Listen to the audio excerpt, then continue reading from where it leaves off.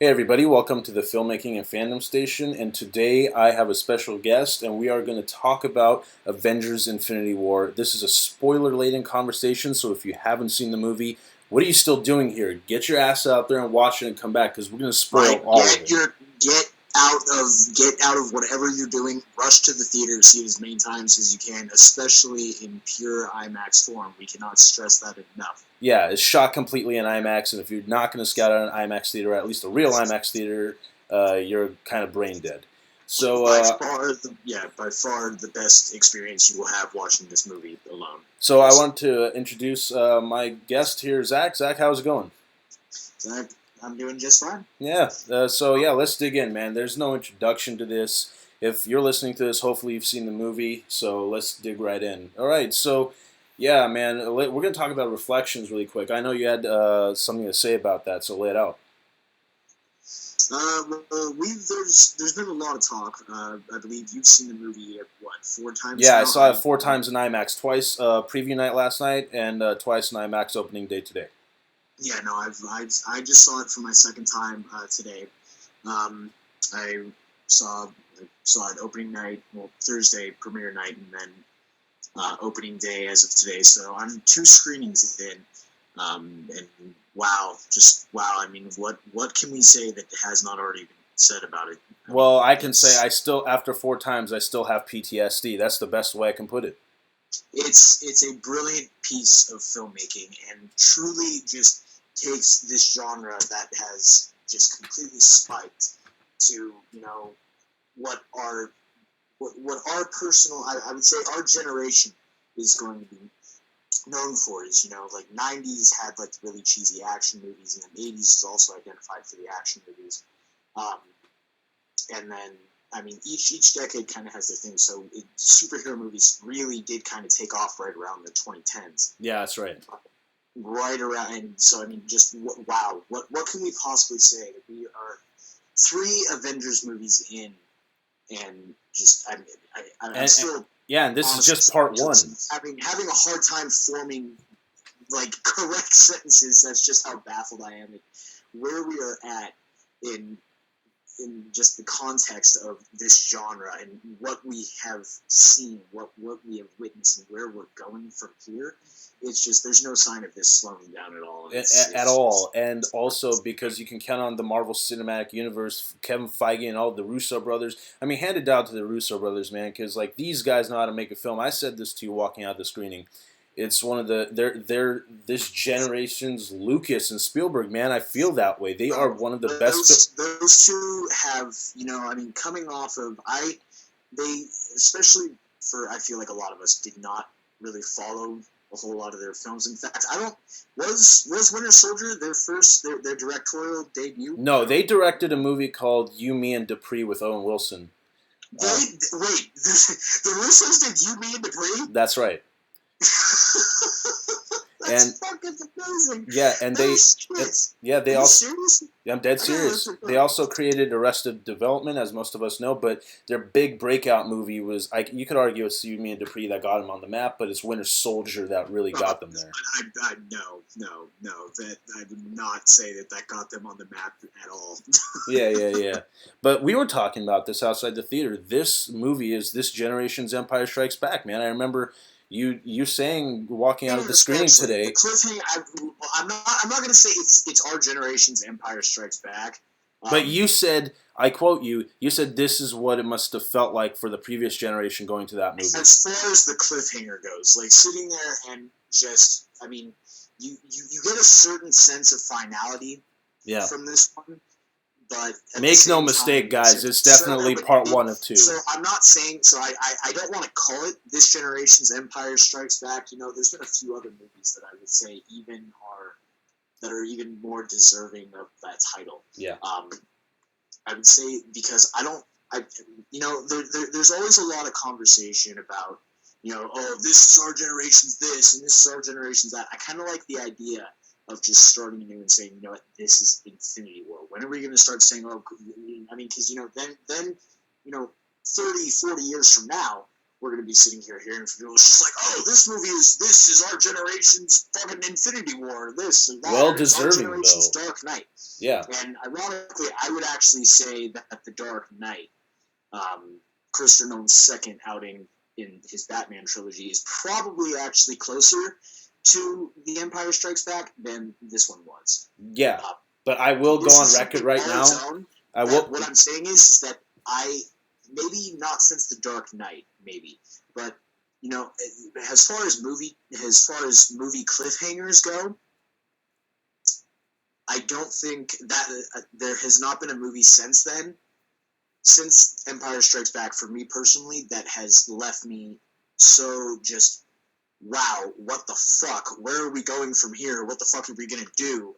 Like, yeah, let's talk about that, because let's literally talk about that, because the final shot of this... Let's jump into the movie. Yeah, because the final shot of this movie is literally Thanos not just grimacing and being all evil. He's at peace, dude. He accomplished his goal. He snapped his fingers. He rebalanced the universe. He's in paradise, just like he wanted. And what's the last shot of this movie? Straight out, yeah, and I mean, brilliantly taken straight out of the Infinity Gauntlet. Yeah. Yeah, what's the last shot of him that you see? He's smiling and at peace. This dude got what he wanted. Mm-hmm. Yeah, man, but let's just talk about it. You know, pun intended, as Thanos says, perfectly balanced. I mean, this movie is near perfectly balanced. I don't know how the fuck the Russo brothers, you know, just this conglomeration of characters you got in here. What else can you say? It's brilliantly done. It is done in such a fantastic sense that, you know, this is a movie on so grand of a scale that you have. You have, what is it? Fucking close to 60 main characters. Well, what was it? Yeah, it was like 60 characters. It's a million main characters. You got a million main characters. Everybody who you've seen in the Marvel universe is them on one side and Thanos on the other.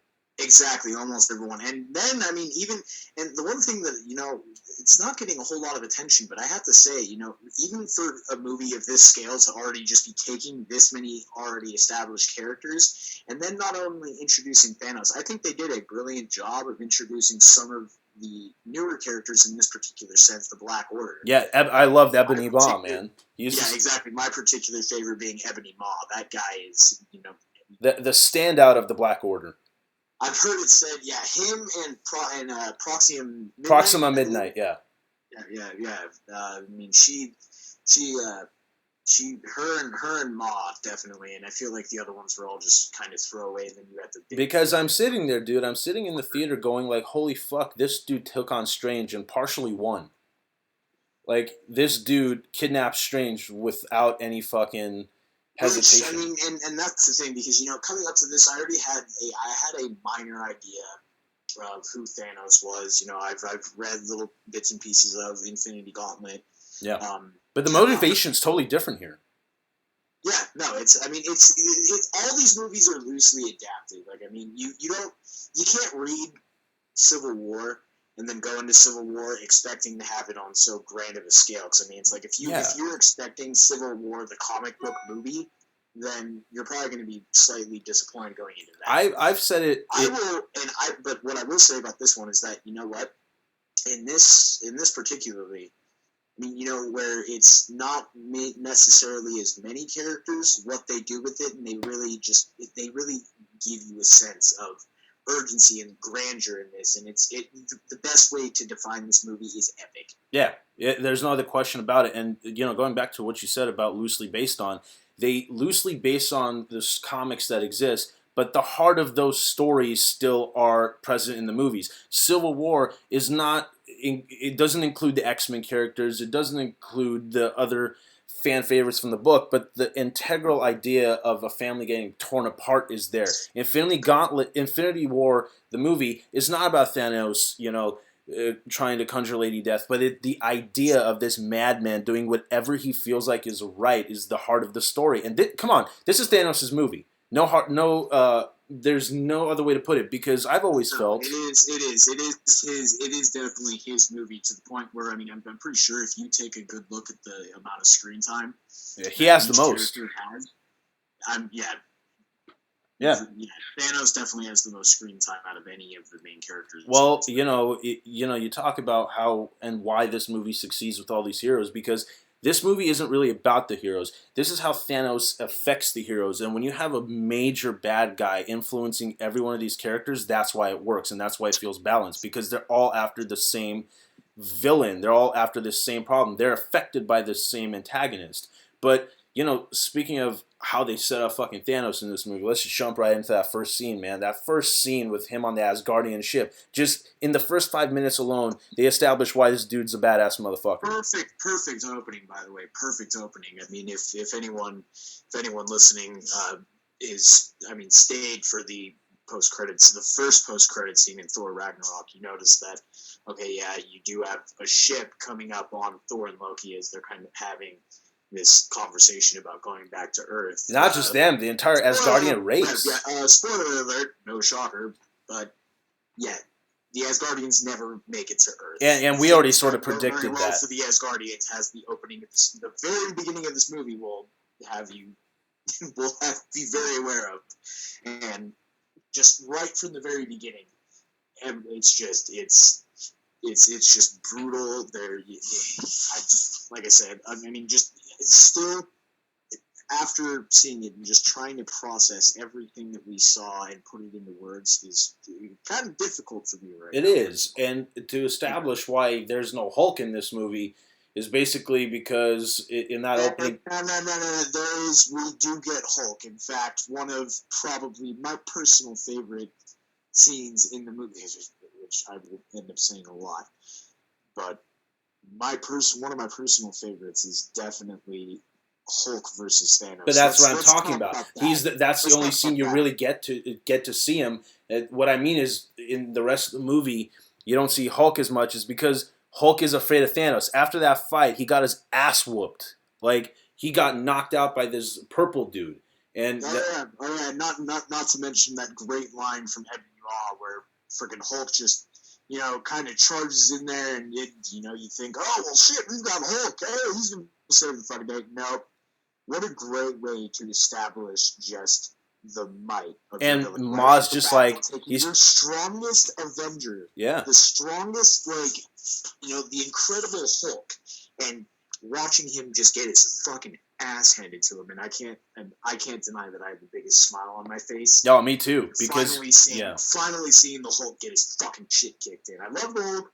It's my favorite fight scenes out of all the MCU. Oh yeah, definitely. And also when the Corvus Glaive tries to, one of the guys tries to get in there, and Ma stops him and goes, "Let him have his fun." Yeah, great line. Man. Yeah, but speaking of fights, we're gonna jump around all over the fucking place. I'm not gonna go linear in this episode. But speaking of fights, are we jumping straight into Titan? Oh yeah, hands down, folks. I'm gonna go on the record and say the Titan fight with Thanos, Doctor Strange. Titan being the homeworld of Thanos. Yes, yes. The fight between Thanos, Spider-Man, Star-Lord, Drax, Mantis, Iron Man, all of those guys versus one dude, and Doctor Strange is the standout for me in that scene. Like, oh God, yeah. Zack, look, man, let me tell you something really quick, dude. We've both talked about this. I can go on a huge tangent of why that geeked me out so bad, but I know you want to tell everybody. So tell everybody about your thoughts on that Strange versus Thanos fight. Oh God, what do you say? What do you say? I mean, personally, out of the Phase 3 movies from the MCU, I have to say that Doctor Strange is becoming one of my favorites. Yeah, brilliantly played by Benedict Cumberbatch. Yeah, exactly. But not only in the MCU, but I have to say that Doctor Strange is definitely my favorite Phase 3 movie, meaning the third phase of these Marvel Cinematic Universe films that started in 2008. He's on my top 5 list of favorite MCU heroes. Yeah, I think we've gone over that before too. Yeah. But yeah, so Doctor Strange just totally took me by storm, and I was so incredibly impressed, and I embraced it and just wanted to soak myself in like everything Doctor Strange, and then even just like the little I mean, the little part that we got of him in Thor Ragnarok, I mean, Yeah. it's just great. That character is so amazing for me personally. Yeah. He's if once we start moving into these newer aged characters and eventually creating a new team, if that's where we end up, Yeah. I would really love to see a dynamic between Doctor Strange and T'Challa, Black Panther. Like we kind of see a dynamic between Tony and Steve Rogers, or Iron Man and Captain America. Yeah. I personally think that would be just a great dynamic moving forward to kind of, give us like a newer age of these Marvel heroes. Absolutely, and I want Strange to be one of the leaders, if not the leader, of the new Avengers. Oh yeah, easily. And I would say, I mean, I it's funny because you sit here and we just got out of we just literally we're recording this a few hours after the screening. Yeah, well, I mean, no, and actually, what I was going to say, what I was going to get to was about the Doctor Strange versus Thanos fight. So let me just go ahead and give that. Yeah, just spoil all of it. Let's go. Yeah, exactly. So I mean, just hitting. Oh my god. Man, I'm sweating right now out of geekdom. The word orgasmic comes to mind. Yeah. Just, I mean, pure nerd fucking just amazing awesomeness that is just visually fucking amazing. The shit that on paper just would not be in a movie that we would be considering like one of the best movies of all time. And I'm sure if you read that script, you'd go like, "This is ridiculous." Oh yeah, guaranteed. It's just like, oh, laser blast, and then he turns into like, and then Doctor Strange turns into like a million different Doctor Stranges, and all lasses in with like fucking little energy, like. Yeah, it tries to pull off the gauntlet. Yeah. You read this shit, and it's just like, this would never fucking work in a movie. But you know what? That's exactly what they took with Infinity War. They took a movie that on paper, that, you talk to anyone 20 years ago, these are the same, I mean, you try to pitch this to somebody in Hollywood 20 years ago, it's like, listen, so this is what we're going to do. It's just like, that sounds fucking balls to the wall and retarded. Yeah, sorry, we can't really take a risk on doing that. Nope, after 18 movies, this Infinity War being the 19th movie out of these, they just, at this point, it's just, you know what? Fuck it. We don't care. Like, no more of this grounded bullshit. We're going to have a sorcerer take on a evil giant alien and fight each other with Iron Man, a billionaire from Earth that built himself a suit that's also built out of nanotechnology. Just bro, it's literally one of the most brutal fights I've ever seen in a comic book movie. Oh my god, yeah, but just the laser blasts and I mean the kind of where can I do this? It's got to be like literally like gods fighting each other, or even Dragon Ball Z, just like fucking like laser blasts and all this shit, and just energy sources and like fighting, and it's just like where are we in film right now that we are finally getting this, and it's just fucking amazing. Yeah, it's one of the most insane fights I've ever seen. And so yeah, me personally, I love the Titan fight, the fight on Titan with Thanos versus Doctor Strange, Star-Lord, Iron Man, Spider-Man, and Drax. Jesus, everybody. Just yeah, half of everybody. Well, okay, now I'm gonna bring up a thing where we're gonna jump all over the fucking place because we're just too hyped right now to even think about the order. Oh yeah. But right now, I'm gonna set this up and we'll discuss about this. You get to the Vormir where Gamora has hidden the location of the Soul Stone for Thanos, and they finally get there. Yep, finally found the Yeah, and then so I gotta ask. What's up? I literally, going into this, and I'm kind of happy I did because it got to play out for me so well. I did not start building these theories. I'm just like, you know what? I'm just going to trust in Marvel and know that they're going to have a great plan for the Soul Stone, like finally revealing that final Infinity Stone to us. I gotta say, I mean, I didn't have any problems with it. I also wasn't that impressed, but at the same time, I was. What did you think about the reveal of getting the Soul Stone?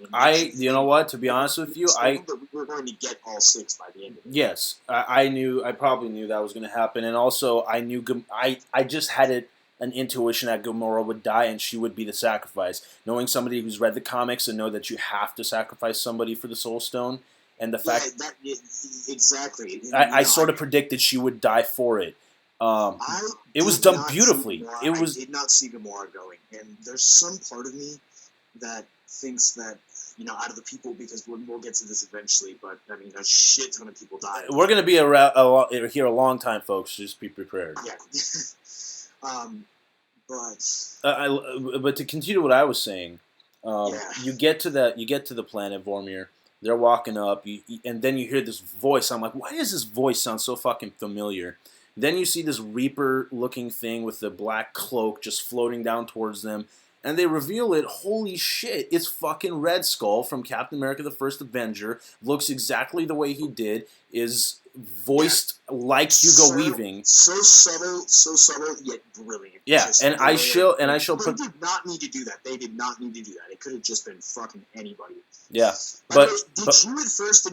Because I honestly thought that might have been Death at first.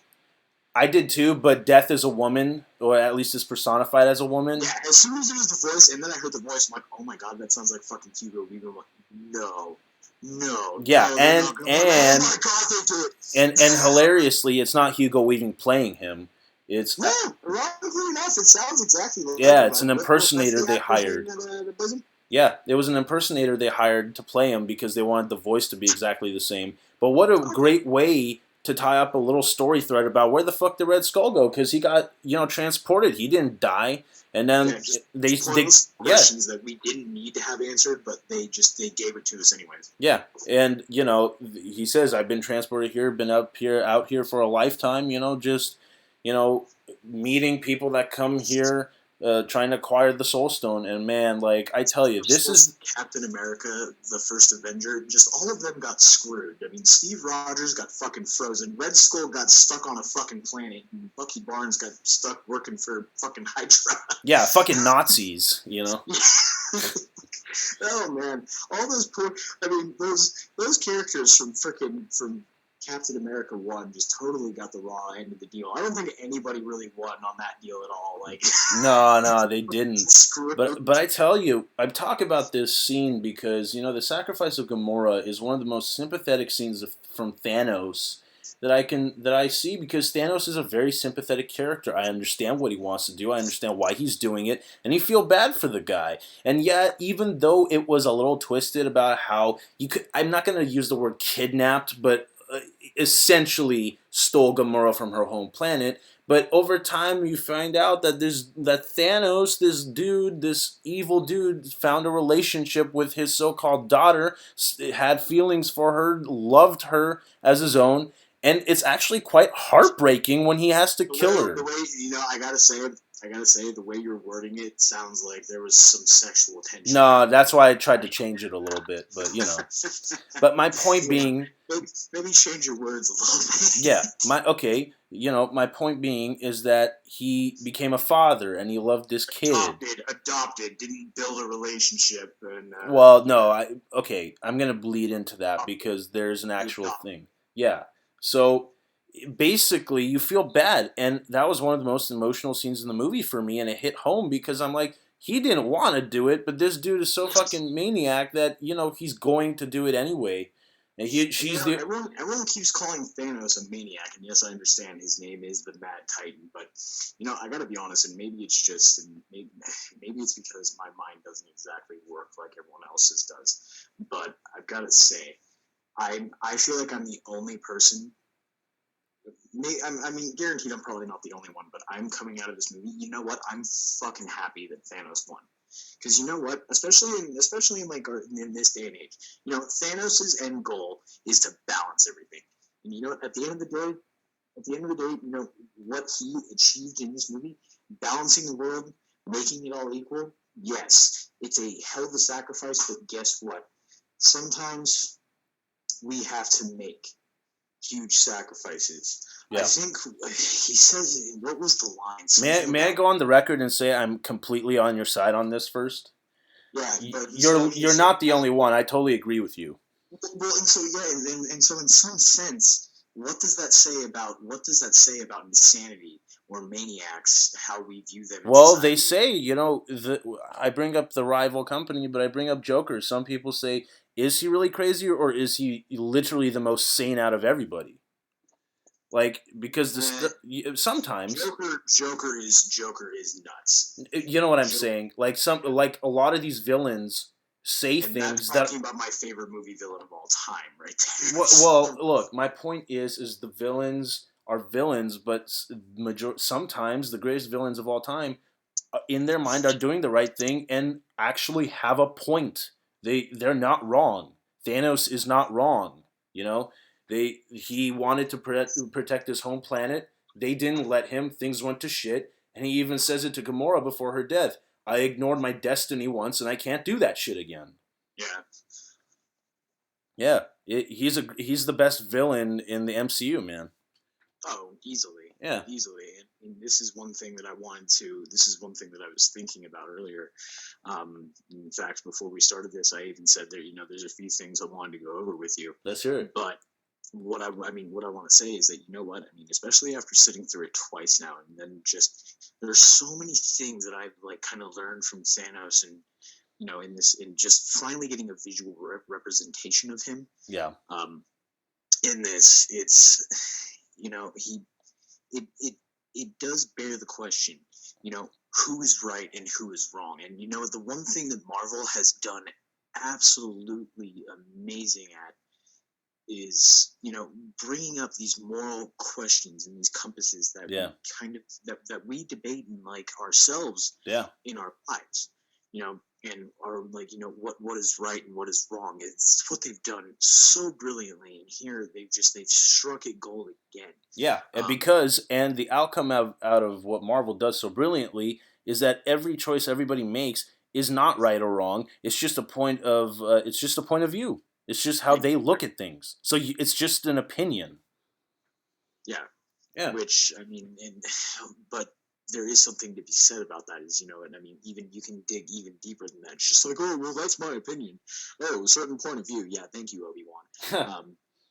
But the one thing that it really does beg the question is, yeah, people can have their opinions, you can do this, you can do that, but which one is going to work out better in the long Yeah. run? And the scenes with Thanos and Gamora are absolutely, they're some of the best pieces of film I've seen in like a superhero movie ever. No, Um, I'll go a step above you, and I'll say, for me at least, it's an opinion, but for me, it's one of the best scenes I've seen of all time because they dig deep and it's emotional. Like it get.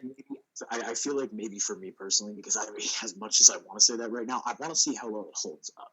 I'm sure it's Which, going to hold up. The fact that I'm walking out of 4 screenings at this point and still can't process it means that it's hit somewhere that nothing like this has ever hit me before. yeah, yeah, no, it's a fair But you're statement. right. These movies talk about issues that we deal with all the time, and they're deep emotional issues that sometimes people don't want to face. And eventually, it's Yeah, going to come back and bite your ass if you keep ignoring it for a while. yeah, Yeah. But the movie, if again, for just the general audience that doesn't want to think about that stuff as well, you're gonna get the one of the greatest action movies of all time. Um, oh, so yeah, easily just the action. It's nonstop, and just I mean, even from the opening fight with Hulk and Thanos, and then Ebony Maw and whatever, I don't know. everybody discounts this, but I will say this: the New York City fight is one of my favorite sequences in the film. Oh no, it's great. It really is.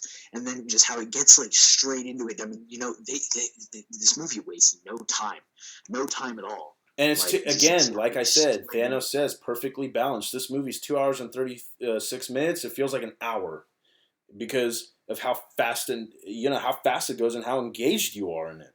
Yeah, Yeah, flies right by, and it's just yeah, and I and like me and you were actually talking about earlier. yeah, It easily.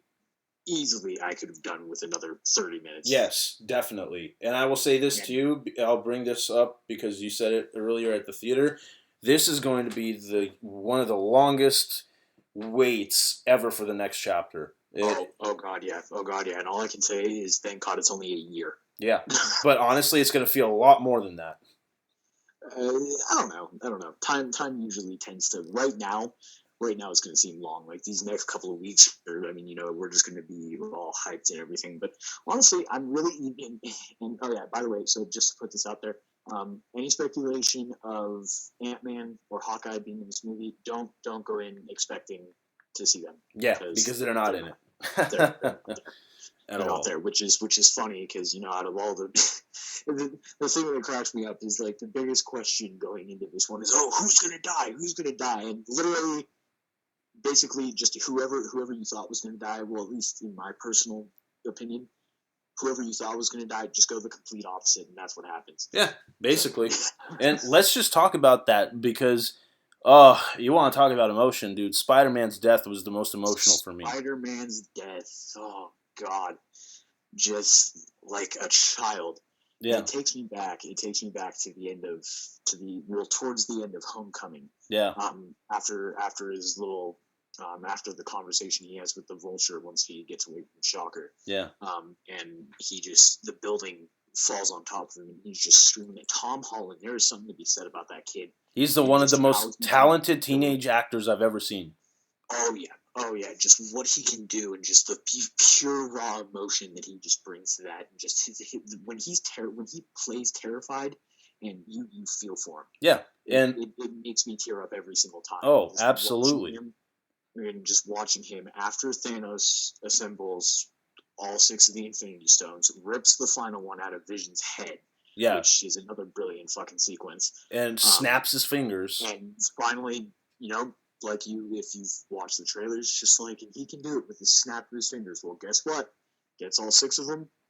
Bam. Snaps his fucking fingers. Half the universe. I mean, well, not half of Earth. Half the people on Earth. Yeah. Bye-bye. Yeah. Gone. And I'll tell you something, man, and because that ties back to the line in Spider-Man Homecoming when Tony tells Peter, if you die, I feel like that's on me. And what happened? That's exactly what happened. And it's gut-wrenching, bro, because he's a kid and he says, I don't want to go, and you feel for this kid. This dude is like 17 in this movie. Like, he hasn't even reached, yeah, it's just fucking... Oh, yeah, no. Talk about just, I mean, like... Oh, God. Let's talk about how badass Thor was in this movie. Oh, my God, was he ever? Yeah. Holy shit. Yeah, I'm so glad that he was great in Thor Ragnarok. He's great in his standalones. I felt like they haven't given Thor much to do in the Avengers movies, and oh my God, if you want to see Thor whoop ass in an Avengers movie, this is the movie, bro. Like once he gets Stormbreaker and just so much to the point where you think that he's the one who delivers the final blow. Yeah. So much to the point that after he's gotten his new hammer, Stormbreaker. Yeah.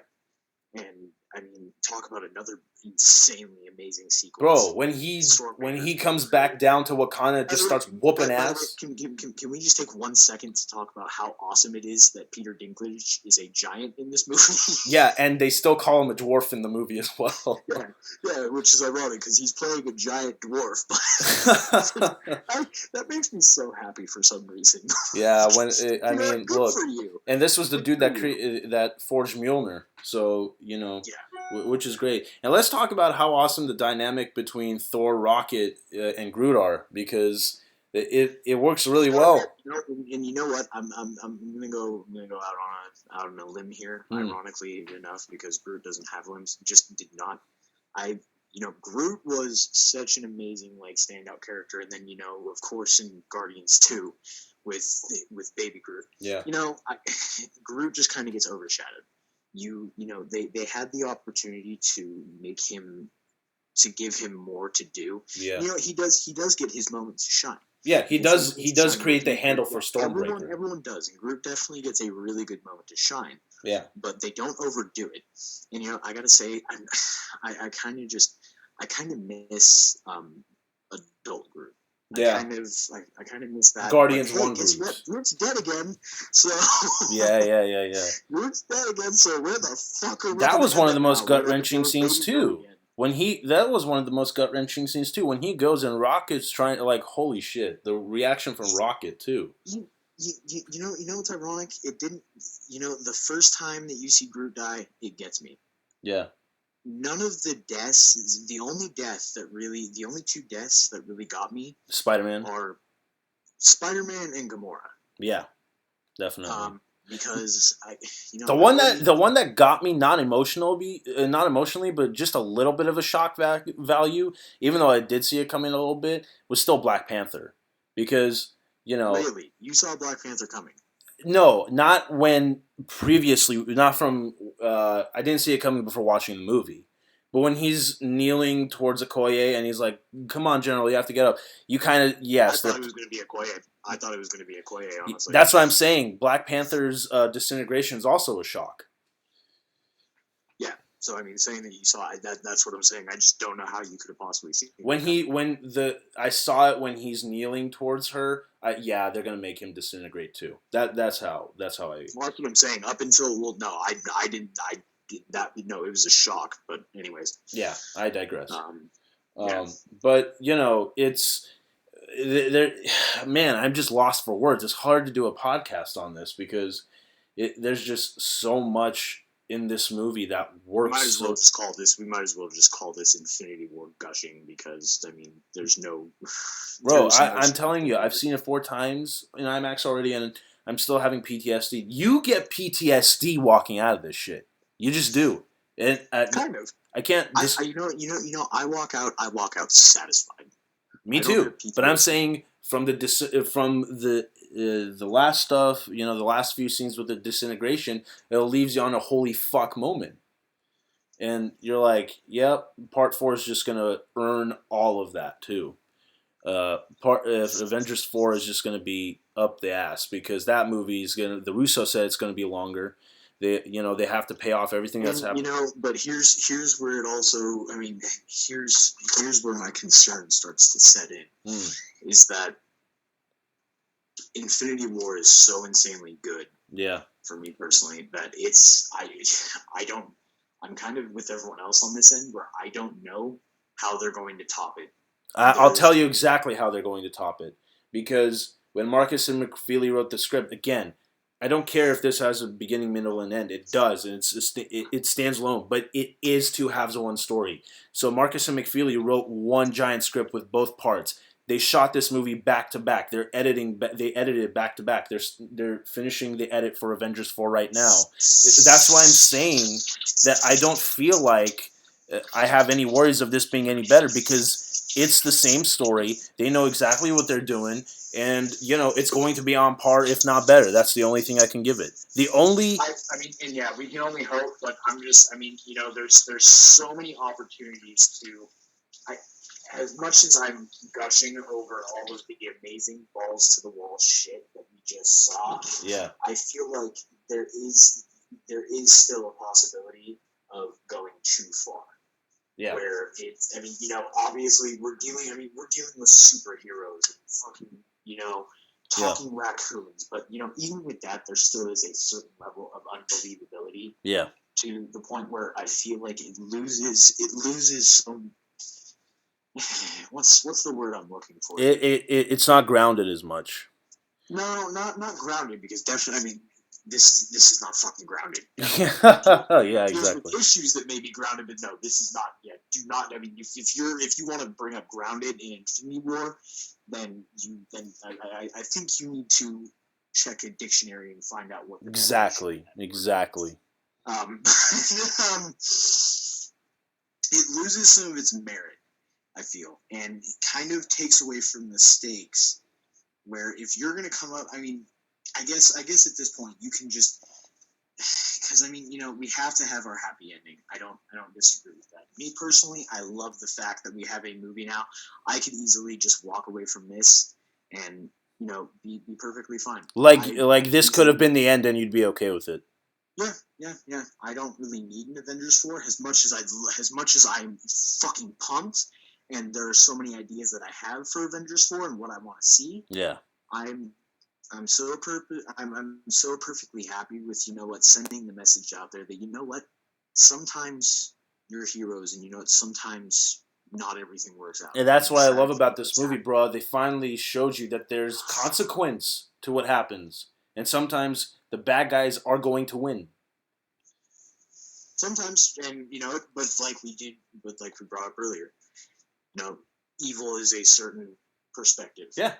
And Thanos believes what he's doing is absolutely right for not just himself, but the universe. And you know, the greatest, and he says something to this extent: the greatest sacrifices take the greatest strength of will. Yeah.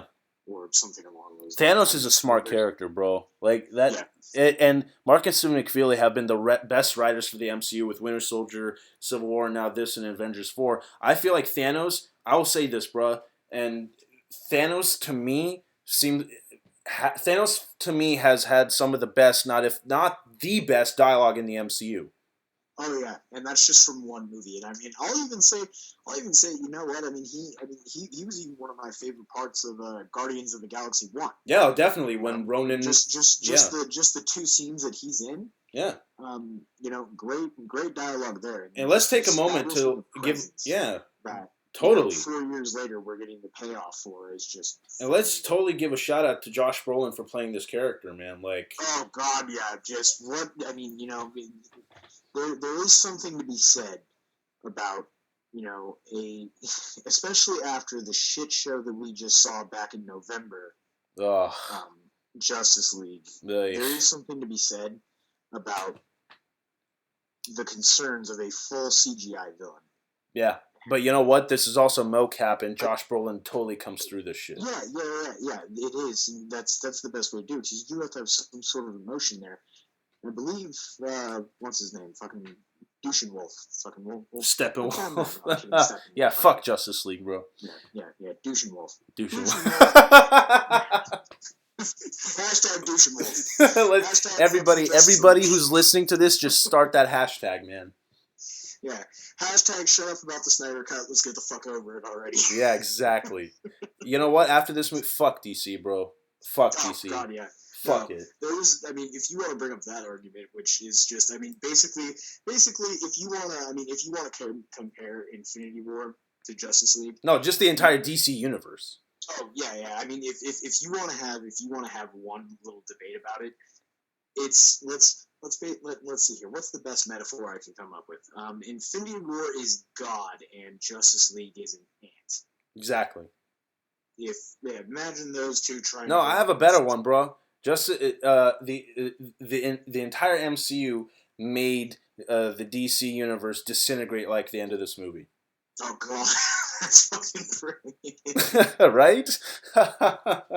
Oh man, I'll tell you something. Back to Thanos, bro. Like and the mocap on him is so great because some of the close-ups of Thanos' face, you see Josh Brolin in that performance. Oh yeah, and just the pure raw emotion that comes from that.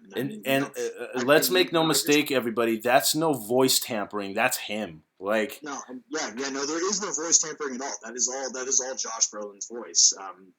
Which is ironic because I kind of want to go back and like listen to because I believe they did do a little bit of voice tampering in Guardians. A little bit, but it was a lot deeper. But this is so good though.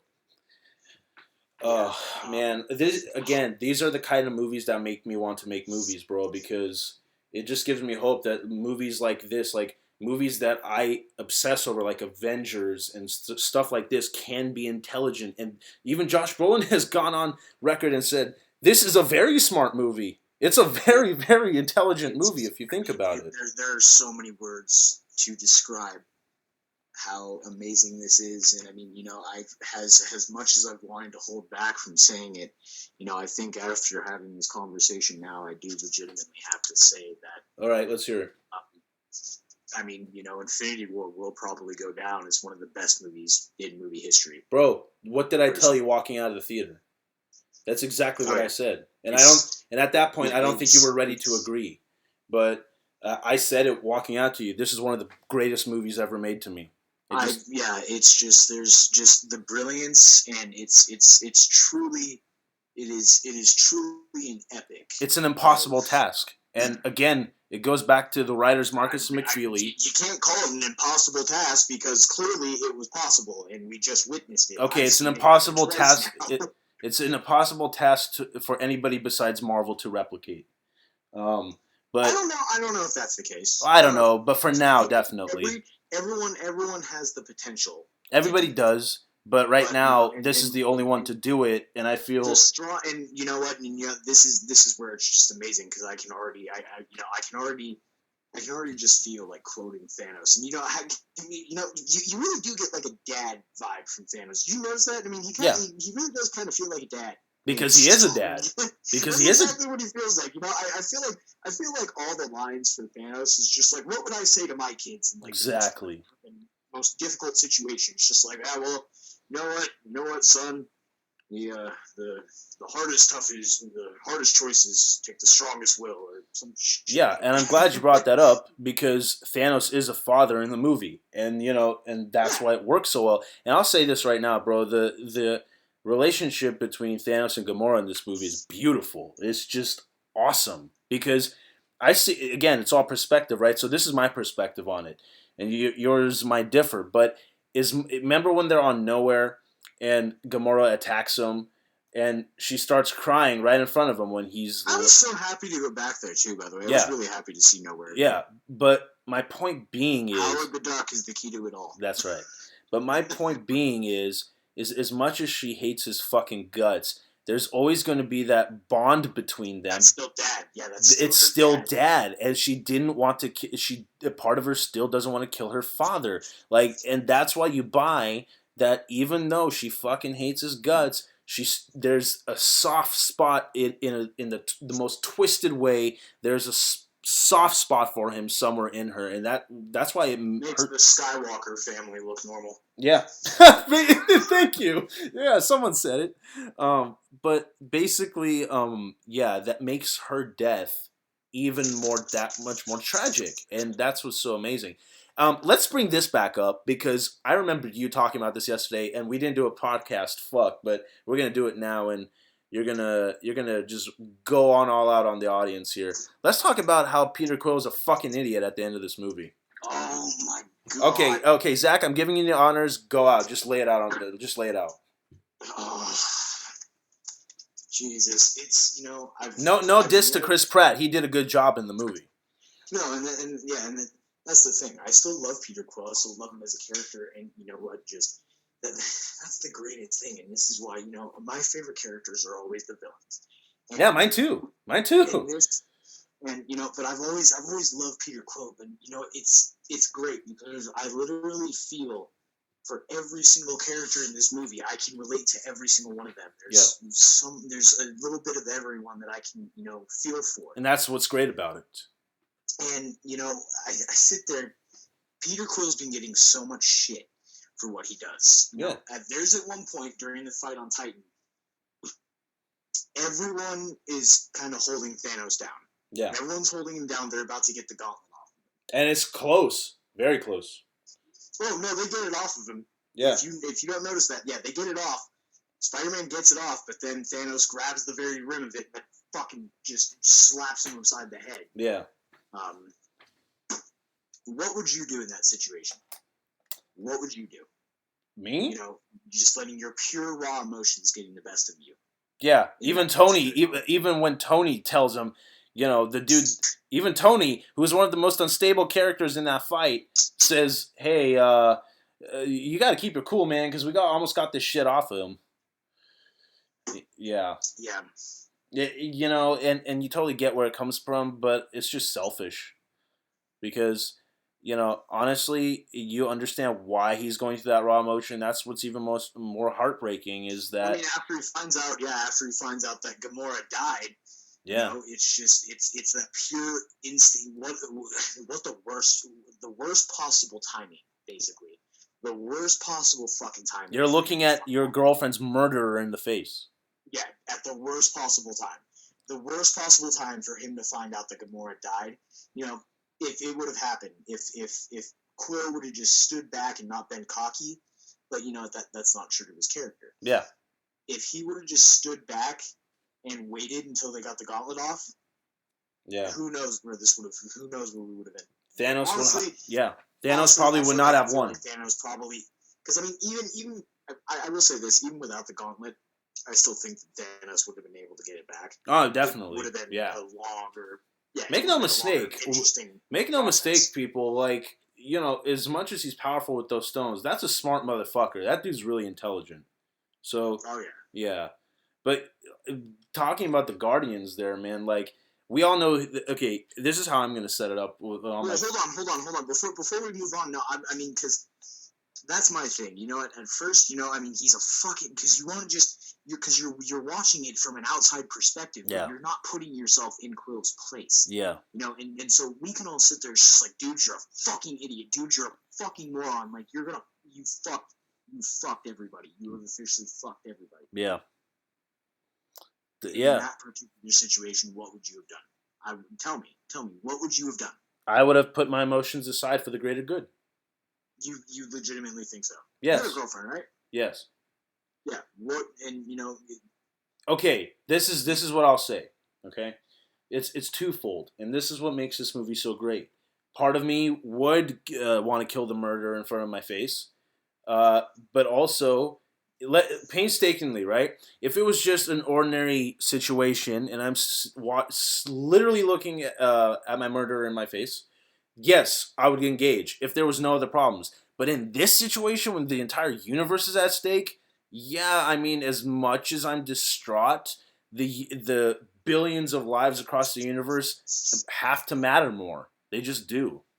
Yeah, I guess so. But I mean, I fall on the end that, you know what, you can't, until you're actually in that situation. Who knows how exactly. That's what's so beautiful about that scene. I might be wrong about what I'm saying right now. So that's it's an impossible situation.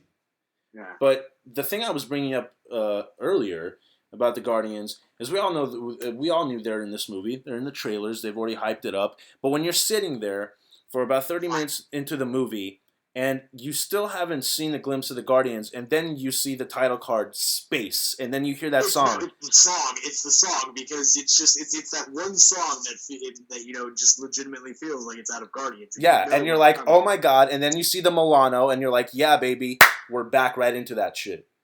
Yeah, right. Yeah. Which, you know, ironically enough, like, you know, in each of my screenings, the Guardians have not gotten that big of an applause. The only applause I really got from the Guardians is that the introduction scene. Because once again, you're right. Once that song comes up, everybody just knows it. Yeah, that's true. Yeah, but I will say this. Oh man, Drax. I hope they give something with Drax because, in this movie, as much as Drax was cool and he was a great supporting character, he's the comedy relief, and he's always been the comical relief. But I was worried about that, you know, and especially after Guardians 2. I will say he gets a better treatment here than he does in Guardians 2. Definitely. Oh yeah. You know, there's still. I feel like they've really kind of typecasted him in that situation, but I mean, I did like that. You know, once he did come face to face with Thanos, it's on. His first instinct was, you know, no, fuck this shit. Like, it shows the reckless behavior. Yeah, and he's like, this dude killed my wife and daughter. Yeah, exactly. Yeah, and, you know, it really does play into the Guardians' kind of morale. Yeah, you know, these are not perfect these are not perfect beings. You know, the Guardians are like kind of the outlaws, and you know, they don't always, you know, people are not always going to act on what's the best at that particular moment. Exactly. And it just says something, and so you kind of dwell. This is where I want to get into kind of the philosophical of it. Yeah. And we talk about choices that people make and like what Drax is being used for right now, but I mean, the one thing that really kind of sticks with me is you look at all these characters, not just the Guardians, but also what happened with Tony Stark during the final fight. Yeah. And you know, there are so many people that are just based on raw emotion. That's right. something to be said about Thanos in this movie that you know what sometimes they have what movie was it? Sometimes heroes have to make the tough choices. Yeah. I mean, it's, well, Well, no, hold on. Just give me a second. You can go ahead and talk. I'm trying to think about what movie. Yeah, and it goes back to what you're saying exactly, that the heroes have to make tough choices. And not only is the Thanos such a brute force, but he emotionally fucks every single one of them. And again, that's what goes back to what I said at the beginning of the show, which was the reason this movie works with all these characters is because each of these characters have a personal issue with Thanos. This one guy has given every single one of these characters problems. And so when they're unified to fight this one threat, it works because it's not, each of these characters aren't on their separate agendas. They're on one agenda to stop this dude that's caused trouble in their own lives. Everyone's got one agenda, yeah. And I feel like the Avengers were more on that than the Guardians were. Yeah, that's my point. Is that most of the Guardians in this movie are acting purely off of emotion. Yes, but my point is even if they didn't have previous issues with him, they sure have issues with him now, because at the end of this movie, every single person has something that ticks them off with him, Yeah. Yeah, I mean, look, man, like, the movie is, I can't even say, as I said, it's one of the greatest movies of all time, and honestly, like, this gets me so hyped. Oh my god! Now. All right, hold on. Okay, sorry. I was letting you talk, but I want to get back to my point and just kind of close it out. Yeah. Yeah. No. I kind of lost my train of thought because I was thinking about a line, but it's from Wreck-It Ralph. That's right. It's from Wreck-It Ralph when when Ralph is sitting there talking to King Candy, and by the way, another great villain that is, in my opinion, personally underrated. Yeah, it is a very underrated villain. Yeah. But yeah, no, when he's sitting there talking with Ralph, and sometimes heroes have to make the tough choices. Yeah. In this particular aspect, yes, some of these heroes do have to make the tough choices, and seeing them have to do it. Yeah. Thanos, this is where it's hard for me. This is why I can relate with Thanos so much, because he's legitimately trying to do the right thing. Yes, and I relate with him too on that level. He in his mind, he legitimately, like, it's just so much before that, and once I'm done with this, there's a subject I want to get on. Okay. But what Thanos is in this is, he is the perfect representation of evil to so many people, but is he though? Yeah. Is he though? He's going about doing.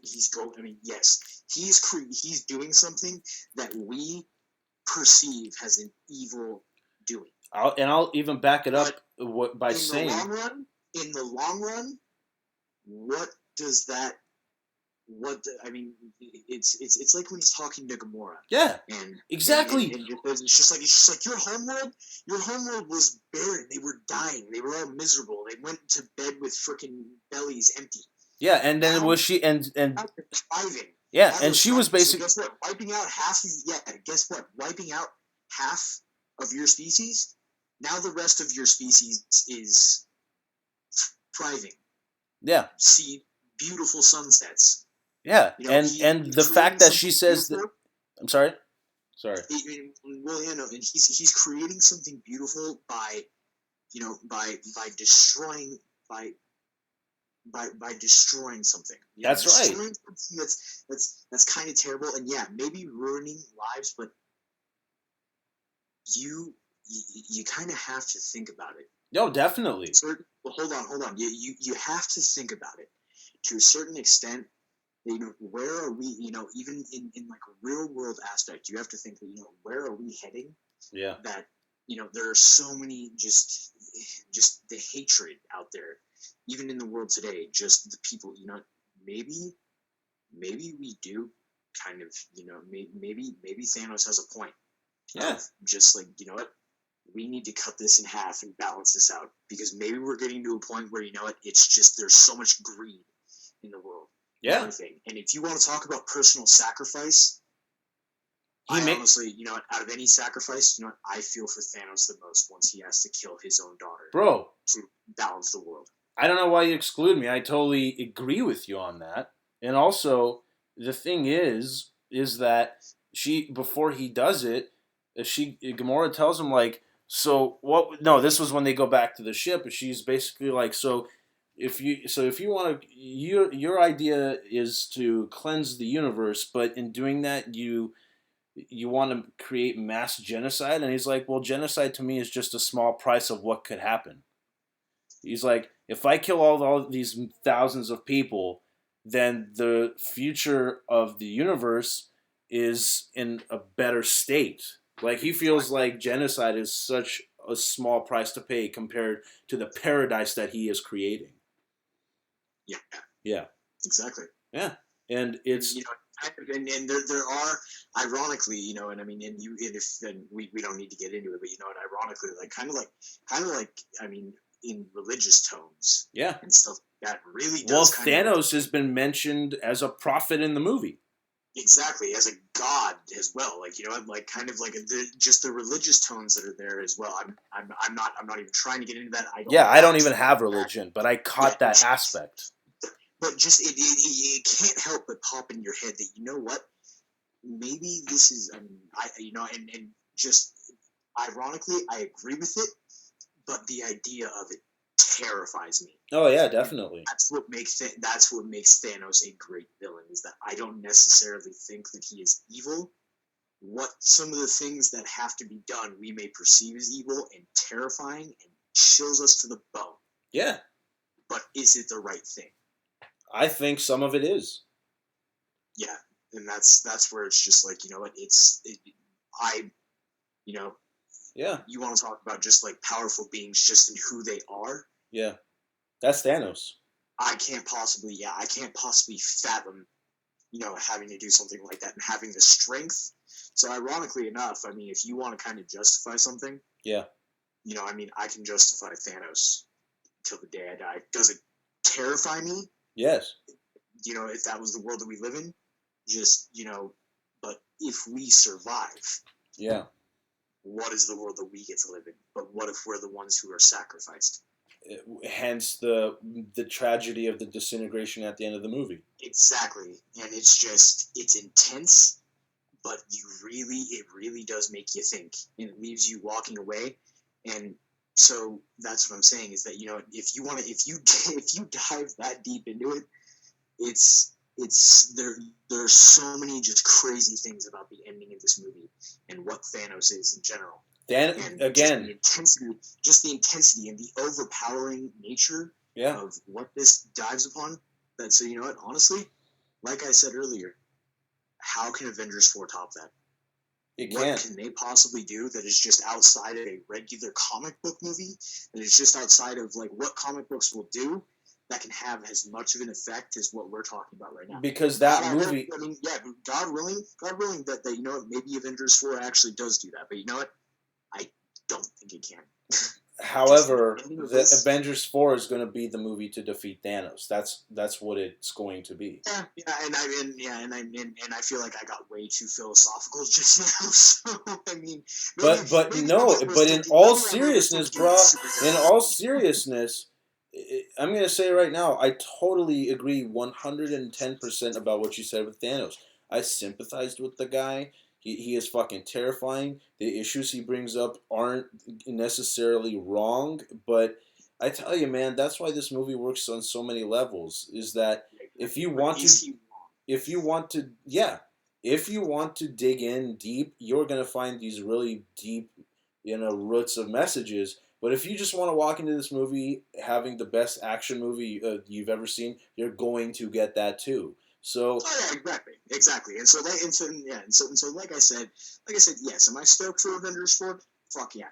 But on a deeper, more philosophical and just kind of idealistic tone, I don't think there's any way. Bro, this is what Batman v Superman should have been. I hate all these people trying to defend BVS, going like, "Look how deep and meaningful this movie is." Well, it's not because you executed it terribly, and this is how deep emotional movies should be. Hey! You know there are some people out there that do have moms named Martha. Okay, let's be fair. That's them on a very deep level. All right. Well, on that note, uh, son of a bitch. Yeah. Sand, it's rough, coarse, irritating, and it gets everywhere. It does, man. Titan's made of tons of sand. Yeah, I didn't even think about that. Oh man. But again, it's all goes all back to the Russo brothers and the screenwriters Marcus and McFeely. They know how to craft a story, man. They just really do. And I want to take a second to just shout out to Alan Silvestri, the composer, man. Like this is probably hands down to me the best MCU score we've ever gotten, and hands down, easily deserves the praise. Yeah. I mean, he composed the first Captain America film, the first Avenger, and also the first Avengers movie, and then he's coming back for Avengers 4 because, again, it's all one story. So I'm very excited to see what's going to come up with this. Yeah, and definitely, of course, deserves the recognition. The score here is just amazing, including some of the melancholy tones, just the tone that it sets, especially towards the end. Like when Thanos is sitting on his porch, it's just a solo violin piece. Yeah, Farmer Thanos. Thanos. And that's actually not a joke. That legitimately is a comic book storyline. Yeah, definitely. Yes. No. That's the craziest part. It is. It totally is. And, and then to hear the Tesseract theme, which you now realize is Thanos' theme, it's so awesome. This entire movie is just a conglomeration of everything that you've been waiting for 10 years and the conglomeration of the next 20 years to come, as Feige said. So, man, I can't overstress this movie. This movie is just one of the greatest movies ever made, and I cannot wait to go back tomorrow. And diving into it. Yeah, I can't. You know what? Honestly, as of right now, I cannot agree more. Maybe that'll change. I can't tell you right now. Me neither. But as my opinion right now, after seeing it, this is a brilliant piece of filmmaking. It's not a brilliant piece of just filmmaking, bro. It's one of the great stories ever told, in my opinion. Oh yeah, and just you want to talk about Zack Snyder? You want to talk? I will say, next to Star Wars. In fact, right around now, I'd say is where they're kind of on the same level. Bro, but I will. The MCU and the Star Wars canon, best. Just all the ideals that are there and everything. Just those two film franchises are the best two franchises today. And what if I kept saying all over my posts everywhere, those two franchises are the things that are influencing me as a filmmaker right now. They just are. Oh yeah. Yeah, man. Like, and the final shout out we should give what is well deserving for this whole fucking conglomeration of what's coming, what's to come. Let's just give it up for Feige, man. Like, this dude, like, brilliant fucking man, a truly brilliant man. Just you cannot. For those of you, the few of you who I'm sure there are going to be a few that don't know who Kevin Feige is, this dude is the godfather of everything you've ever seen this past 10 years. The dude that said, "Fuck you, studio system. I'm gonna hire Robert Downey Jr. to play Iron Man." Yeah, kind of a similar thing that George Lucas did actually, like back in the day. When you think about it, it's always the biggest. It's sometimes the biggest risks. That pay off. And, the biggest risks that actually take the risks, those are the ones that pay off. You look throughout history, and those are the ones. I want to tell all of you guys. And hold on. And then you want to look at the people that think that they're going to take risks, but then also play it safe at the same time. Yeah. Look at something like the DCEU. You know what? They're literally calling it the DCFU now, right? Yeah. Oh, really? Yeah. The DC film universe. Yeah, DC fuck you is more like it. But... Yeah, I will say this, dude. I want to share this. I want to share. Where DC fucked up, yeah. Yeah, there you go. Let's be honest. I mean, we've had this conversation before. Oh man, if only you guys have heard our fucking movie. Yeah, Man of Steel is the best Superman movie. Yeah, if only you guys. Superman has some good elements, and Suicide Squad is a fun little action romp. Yeah. Justice League has some decent moments, but is it disappointing in the long run? And after Yes. seeing this, Yeah. fuck yeah, it is. And it's by far the worst out of, the DC movies are not terrible, but as far as what's going to go down in history, it's these movies. Let's sit here and think about this. There's no need to think about it. It's the MCU. Oh yeah, no. Well, I mean, yeah, the MCU is going to go down as a great film franchise. The MCU is going to go down as just absolutely fucking epic in every sense of the word. Yeah. It's kind of like, well, what is another like adventure series that kind of came out like right around the same time as Indiana Jones with kind of the same like with kind of the same like aspects to it. I'm trying to think if there was anything like it right around that time. I don't know. Nothing is as successful. I'll tell you that. You know what? We'll say this. It's Star Trek to Star Wars. That's right. There's always going to be people that prefer it. There's always going to be people that, but at the end of the day, they both have some pretty good movies. Yeah. But Star Wars is just fucking better. And if you like Star Trek more, then you're fucking wrong. Fuck you. Exactly. Thank you. But this is the story. That's my opinion right there. Bro, suck it. Bro, that's my opinion, and that's my opinion too. And let's just go on the record and say, no, that's an actual fact. But the story I wanted to tell. Fuck Star Trek. But if you're going to talk about the most recent trilogies, then Into Darkness is much better than the last one. That's right. Oh, definitely. Yeah.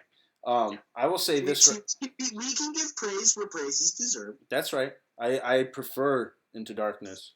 But I will say this. This is what I wanted to bring up with the Feige conversation. There's a little story I want to tell all of you guys, and you too, because I don't think you're aware of this. The question I get asked most from a lot of fans and upcoming filmmakers that I do Q&As with is, why is the MCU so successful? I'm going to tell you a little story as well. So that Josh Brolin actually told that I thought was a total troll, but it turns out to be 100% true. Kevin Feige, president of Marvel Studios, Louis D'Esposito, the producer, and a couple of other guys literally rent. This is a true story, dude. Every year, they rent an Airbnb in Palm Springs, right? I think you have told me this story. Yes, but I want to tell it to everybody as well. They barbecue for 10 days and geek out. Just fucking literally go full sweaty and come up with trajectories that last for decades and go like, what if Thanos threw a moon and did this shit? And they create a story. And look at it fucking working. Look at it working. And they got another 20 years planned. What the fuck, dude? And something like DC, with the fucking Justice League, in the real world, should make more money than a fucking Avengers movie. When you have a movie about a talking raccoon makes more than a Justice League movie, you're fucking out of your mind. If you would have asked me 10 years ago what movie I would have been more excited for, Justice League or Avengers? You say Justice League. Oh, fucking hands down. Yeah. But my point of that story is that, look, the geekiness and the sweatiness is not to be, you shouldn't discourage that. In fact, you should encourage it even more, because the guys that are running Marvel Studios yes, they're making a lot of profit, but those guys are the people that really give a shit about every one of these characters. You have to be passionate about your project. Yeah. And I know I have some projects coming up. I know you have some projects coming up, and we're passionate about it, and that's why we're going to try to do them. Trying to get my first little film off the ground. Yeah, which is going to be a great collaboration, I'm sure, at some point.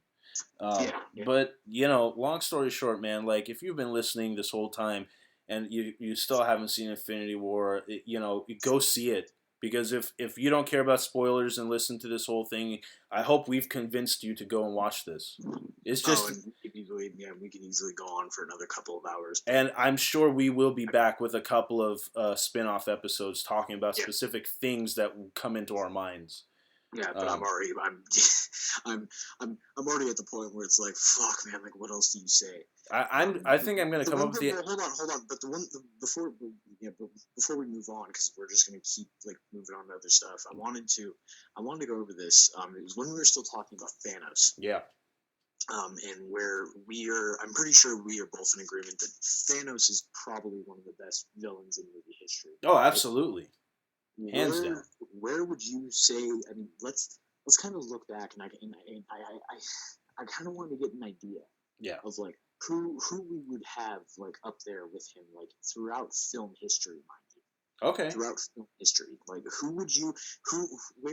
would you have Thanos placed in in film history? Has He's in my top 3.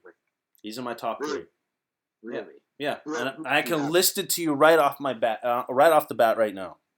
Okay. In film history, right? Yeah, film history. So 1 to 3. Number 1 is Heath Ledger's the Joker, hands down, because it's fucking Heath. Number 2 is Thanos, and number 3 is Darth Vader. That is my honest and not even trolling list. That is my honest list right there. No Hans Gruber. They're up there, but they're not my top 3. No.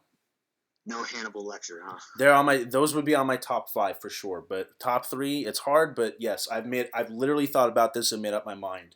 You have Heath Ledger as the Joker. You have Josh Brolin as Thanos, and James Earl Jones as Darth Vader. Which again, it's a subjective list because everybody can do their own thing. But I feel like those guys have earned their titles. And it's interesting because we've had this conversation before many times.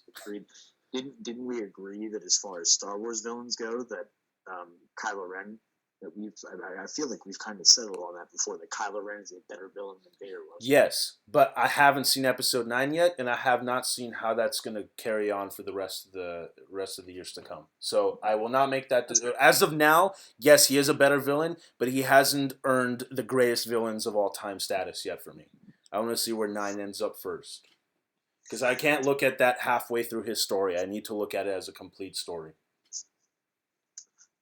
That's fair. If you're going to compare Vader to Kylo, yes, Kylo is a better villain. But if I'm going to list the greatest villains of all time, I don't think he's up there yet. All right. Yeah. But yes, make no mistake, Kylo Ren is one of the greatest villains of the modern... We've talked about that, and we've done podcasts about that. Don't worry. For me, I would try. Guys, I'm just going to let everybody know right now, I have not uploaded this yet, but you guys will see this really soon as Solo rolls around, because me and Zack did a 3-hour pitch on Episode 9. Literally not even kidding you. There's a 3-hour pitch out there of us doing an Episode 9 pitch. The fucking Death Star comes out of nowhere. Yeah, just wait until you hear the insanity. I'm not even kidding you, dude. It was like a 3-hour and 15-minute show. We went full retard that night. It was hilarious. And 3 Death Stars show up out of nowhere and fucking... Just me completely. Oh, man. You want to talk about being really fucking tired and delirious. And we didn't even sleep that night. We just went through the entire evening. Oh, fuck yeah, we did. I think we did. That was pretty dope, though. I think we did that the night of the movie came out. It's ironically, so this is actually where I wanted to go next. What's up? Let's talk about some ideas for Avengers 4. Yeah, let's do it. Because I don't think I have so many right now, because the Russos are going to kill it. But I have a few predictions I'd like to make about it. I honestly, I want to hear them. Yeah, me too. Obviously, we know Carol Danvers and AKA Captain Marvel is going to be very integral to beating Thanos. Kevin Feige has even says she is the Superman of the MCU. She is that powerful. And the more I think about it, Tony Stark is actually going to be very integral in defeating Thanos as well. And people are going to be like, well, how? He's a human in an iron suit. Oh my God. And going back to that, because that final word, that's the thing that has me peaked the most. The final line from Doctor Strange, right before Doctor Strange. Doctor Strange also dies in this movie. Yeah, and it's that final word, Stark, Tony. This was the only way. Yeah, and it took me a few days to figure it out. But what he essentially means is the only way, because he said he saw one possible way that they would defeat Thanos. And he basically what that line means is, in order for us to defeat Thanos, we have to fucking die, and it's up to you and whatever's left. Now the question is how. That is the biggest question. Yeah, we all know. I'm pretty sure we all know what the outcome will be. Now But the question is just how. and I have no fucking doubt in my mind it's going to be one of the most glorious fucking fights I've ever seen. Because I teased this to you in the fucking theater, bro. If that Titan fight is any indication, just wait. That thing is going to make this look like a pencil magic trick. Because that it's going to make that thing look so minuscule compared to what Avengers 4 fights are going to be. And look, I'm not degrading the Titan fight. It's a masterpiece of a fight. But if you want to talk about the hurrah Thanos defeating action sequence, it's going to be one of the best, if not the best, superhero beatdown of all time. It just is. No, any ideas on on flashbacking or possibly, because who knows what the fuck. Well, as we who know, knows there if are the set Infinity Stones are photos. even going to affect. Well, Yeah, because that's actually where I brought this up. Is the set photos that we've seen of of them going back Chris. to the events of the first Avengers New York attack. Yeah, And exactly. what's most So, interesting is they bring Ant-Man with them. He's with them, so that's the most interesting. Um, so kind of reenacting the first Avengers fight. Do you think that that's going to be the climax of I don't four? think it's going to be the climax, and I think what's most interesting about 4 is they're going to definitely use time travel to go alter some things. But as we've learned about time travel over and over again, if you go try to change things in the past, even if they're for the greater good, you might make something worse out of what's already happened. So which could which could easily be the ending yes, and lead into a whole new series of films. exactly. Which my cake is the reason they went back to New York is the most logical reason is hey, if we can stop that portal from opening in the first place, none of this shit will go down. So that's one thing. But It again, just it's kind of history's sounds exhausting when you think about it, because it's exactly, just like, God, man, like, God, can exactly, we ever just get a win? No, exactly. there's no real way of winning. There's always going to be some new fucking assholes trying to come and destroy the universe. Like, Exactly. But what's most that's why I'm interesting? kind of that's why I'm kind of just sit with Thanos on this one. I'm just like, you know what? We've put in the hard work. I feel like Thanos at the end of Infinity War. It's just like I sit there and I smile. In It's like, you know what? paradise. Yeah, just like we did something amazing. We went through some tough shit, but let's all just sit here and calm the fuck And let's go get some shawarma while we're at it. down. Yeah. But my point being is that it's going to be it's going to be tough, and obviously the core 4 Avengers are left with Rocket and Baku and Okoye, um, and Rhodey, and Captain Marvel is going to be the newest addition. Even though we have Ant-Man and the Wasp in this thing, we've seen them before. Captain Marvel is going to be very integral to beating Thanos. Again, I'm repeating myself, but if she is indeed going to be as strong as Superman is for this universe, you bet your ass she's going to be very integral. And I'm very excited. I'm excited to see that origin story because that origin story will leave off with her, cryo sleep in space, and Oh yeah. that's gonna lead off with the events of 4, where they wake her up from that cryo sleep and bring her to Earth. Just the hype level that Marvel continues to fucking leave us with is like, oh my god, where is fucking Captain Marvel gonna go, and what is it gonna lead up to? Yeah, Like it's such a and I'm so excited for fucking Lee Pace coming back as Ronin too. oh god, right? Yeah, no, that's yeah. I remember us talking about this. I think he's an underrated MCU villain.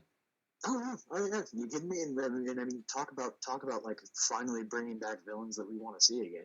The Hey, only dude it's like that's ever one of the only dudes that's ever able to really have the balls to raise his voice at Thanos in his fucking throne. you call me Barry. Yeah, exactly. Oh man. Yeah, but yeah, I've what can I? Because I know the only reason I'm hesitating to say anything about 4 now is because anything I say is probably not going to be as good as what's going to come out.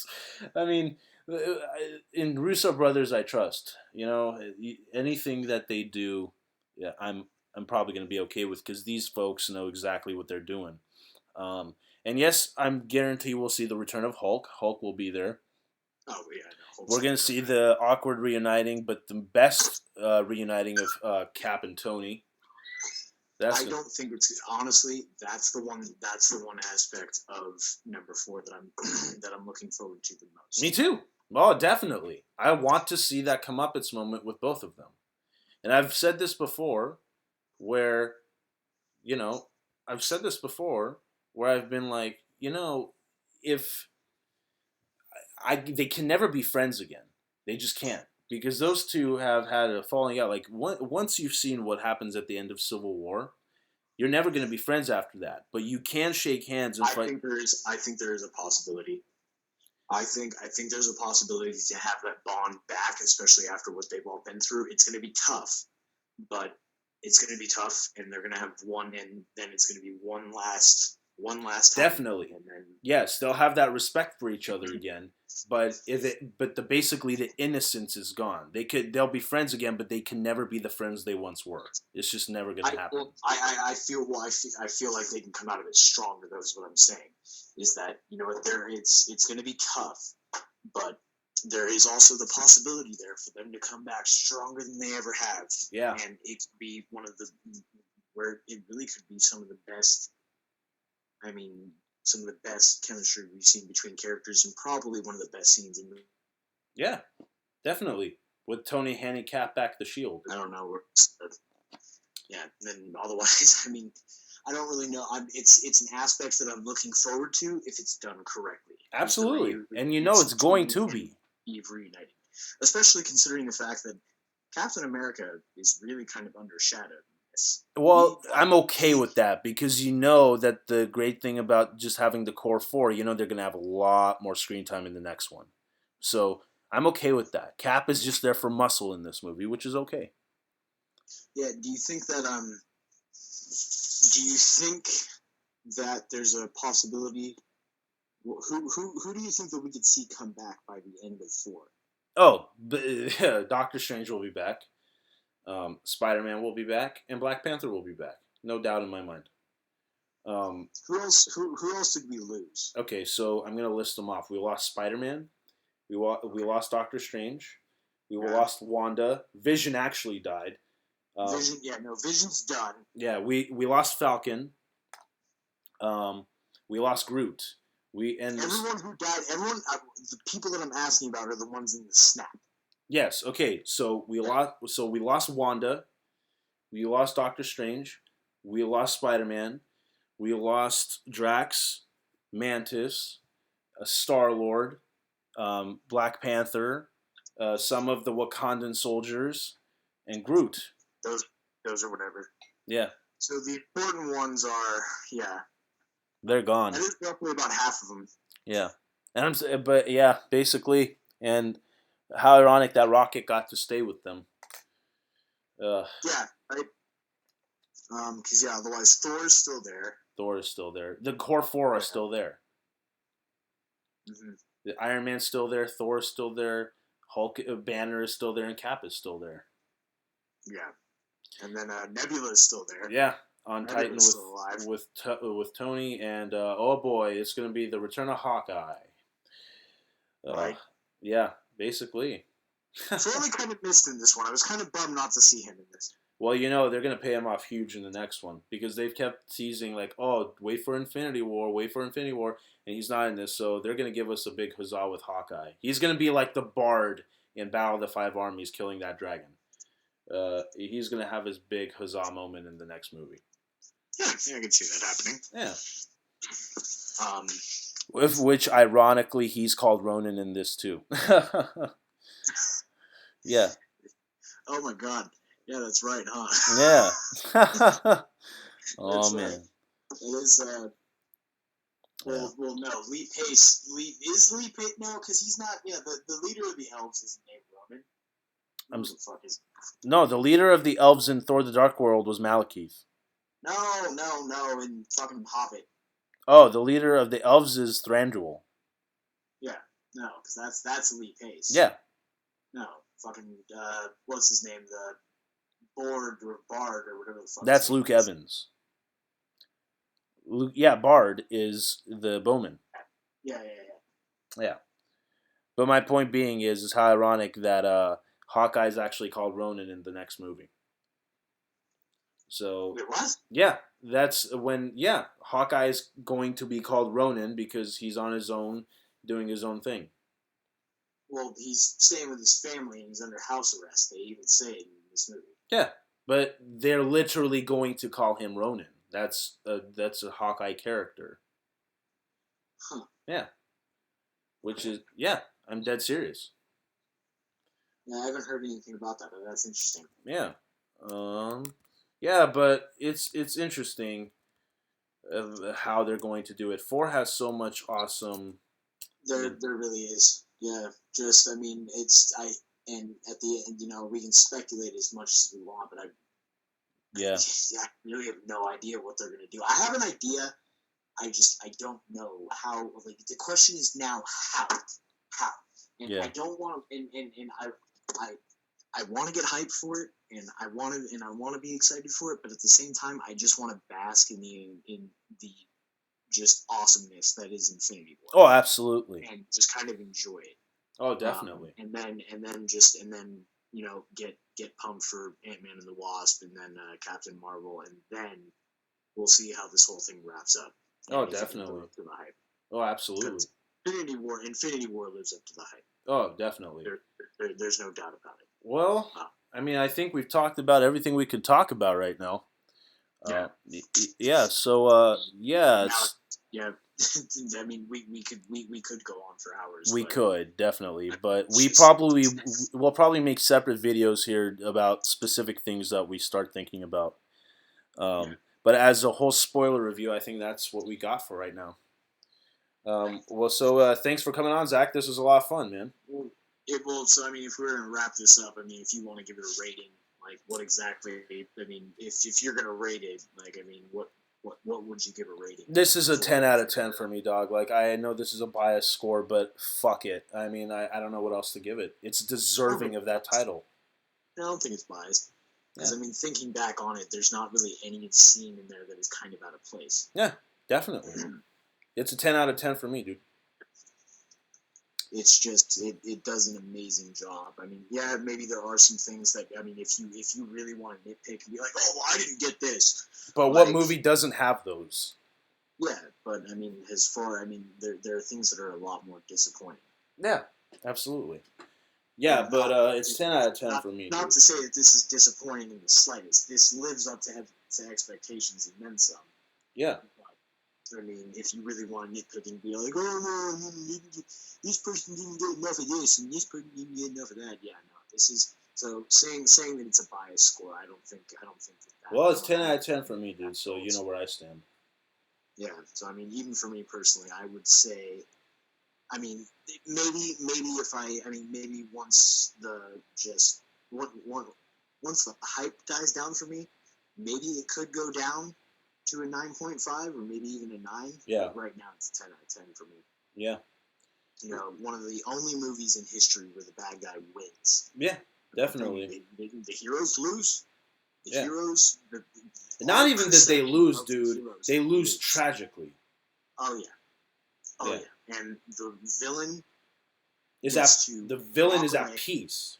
Yeah, the villain gets to walk away at peace with a smile on his face. Yeah. That's how the movie ends. Yeah. Well, Zach, it was fun thanks for coming on this, man. This was a long time coming. Thanks. It's always a pleasure. Yeah, guys, so thanks for listening. Yeah, leave your comments down below about what you thought. This is a spoiler review, so don't be afraid to write your spoiler comments down there, and we will see you. Don't be a dick. Yeah, don't be a dick, man. Like, it just, because the internet's full of civilized conversations, but yeah, in Thanos' perfect balanced world, that maybe it is. Yeah, exactly. But yeah, guys, thanks for listening, and I'm looking forward to reading those comments. So until next time, goodbye.